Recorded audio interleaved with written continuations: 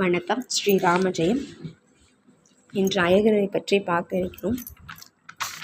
அயகிரிவர் மகாவிஷ்ணுவின் அம்சம். மகாவிஷ்ணு ஒரு முறை தன் தேவியின் முகத்தை பார்த்து பரிகாசம் செய்கிறார். தேவியோ கோபமுற்று தன்னை பரிகாசம் செய்த அவருடைய தலையை அறுத்து விழக்கடவும் என சாபமிடுகிறாள். உடனே திருமால் ஒரு நாள் தூயில் கொள்கிறார். அப்பொழுது உலகம் சம்பித்து விடுகிறது. அதை கண்ட பிரம்மர் அது எப்படியாவது இவருடைய தூக்கத்தை கலைக்கணும் அப்படின்னு சொல்லிட்டு பூச்சி இனங்கள் ஒன்றான கரையாம்பூச்சியை அந்த வில்லின் நுனியில் கடித்து அரித்தால் நான் அருந்து விழுந்த ஓசையில் பகவான் எழுந்துடுவார் அப்படின்னு யோசிக்கிறாரு. அதன்படியே செய்கிறாரு. ஆனால் அது என்ன ஆகிடுதுன்னா, கரையான் தின்ன உடனே அந்த நாணல் கழுத்தை அறுத்துடுது. இதை பார்த்துட்டு என்ன செய்யுதுன்னு அறியாமல் ஒரு ஆண் குதிரையுடைய தலையை எடுத்து திருமாலுக்கு பொருத்திடுறாங்க.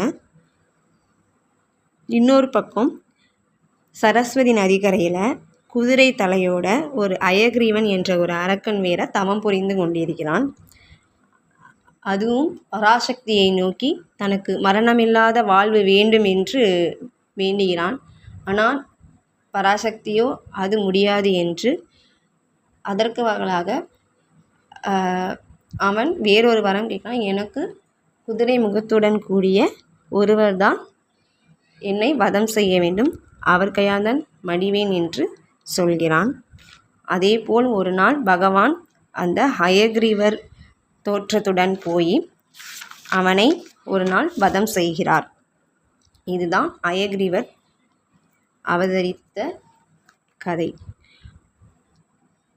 பகவானுடைய காயத்ரி மந்திரம் ஓம் வாகீஸ்வராய வித்மகி ஐகிரவராய தீமகி தன்னோ அம்ச பிரச்சோதயாத்.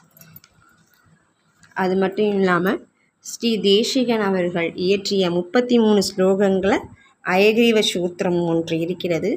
அதுதான் ஞானாந்தமயம் தேவம் நிர்மல ஸ்படிகிருதம் ஆதாரம் சர்வ வித்யானம் ஹயகிரீவம் உபாஸ்மகே.